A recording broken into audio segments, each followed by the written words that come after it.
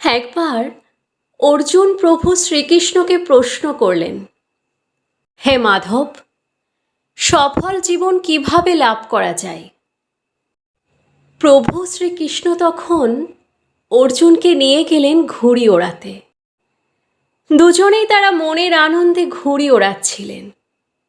ঠিক সে সময় ঘুড়ি ওড়াতে ওড়াতে অর্জুন প্রভুকে বললেন, ঘুড়িতে বাঁধা এই সুতোর কারণে ঘুড়ি স্বাধীনভাবে উঠতে পারছে না।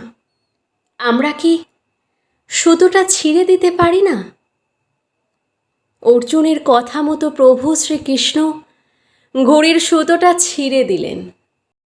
তারপর সেই ঘুড়ি কিছুক্ষণ আকাশে আরেকটু ওপরে ওঠার পর দূরে একটা জায়গায় মাটিতে গিয়ে পড়ে যায় এবং হারিয়ে যায়। সেদিন প্রভু শ্রীকৃষ্ণ সেই হারিয়ে যাওয়া ঘুড়ির উদাহরণ টেনেই অর্জুনকে জীবন দর্শন সম্পর্কে বুঝিয়ে দিলেন। তিনি বললেন, আমরা আমাদের জীবনে অনেক সময় উঁচুতে উঠতে গিয়ে ভাবি পিছনে কিছু সম্পর্ক আমাদেরকে আটকে রেখেছে, যেমন বাবা মা, পরিবার, ভাই বোন, সমাজ ইত্যাদি।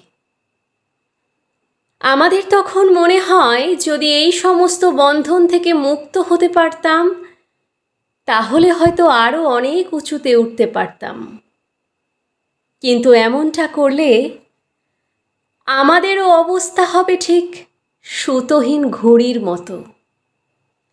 সাময়িক উঁচুতে উঠব ঠিকই, কিন্তু তারপর কোথায় গিয়ে পড়ব, কোন অজানা স্থানে হুমড়ি খেয়ে পড়ব, তা আমরা নিজেরাও জানি না।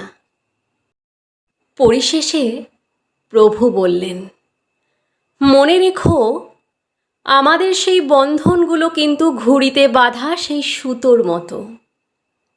সেই বন্ধন আমাদের উঁচুতে কিভাবে স্থায়ীভাবে থাকা যায় সেই ব্যবস্থাটাই করবে, আমাদের কখনো হারিয়ে যেতে দেবে না।